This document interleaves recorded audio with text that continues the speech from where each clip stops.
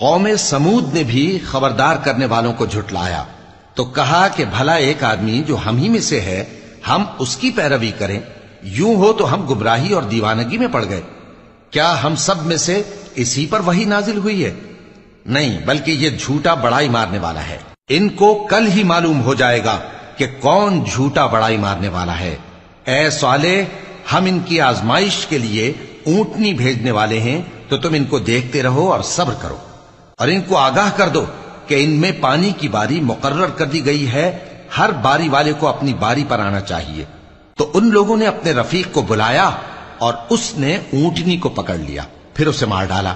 سو دیکھ لو کہ میرا عذاب اور ڈرانا کیسا ہوا۔ ہم نے ان پر عذاب کے لیے ایک زور کی آواز بھیجی تو وہ ایسے ہو گئے جیسے باڑ والے کی چورا چورا ہو جانے والی باڑ۔ اور ہم نے قرآن کو سمجھنے کے لیے آسان کر دیا ہے، تو کوئی ہے کہ سوچے سمجھے؟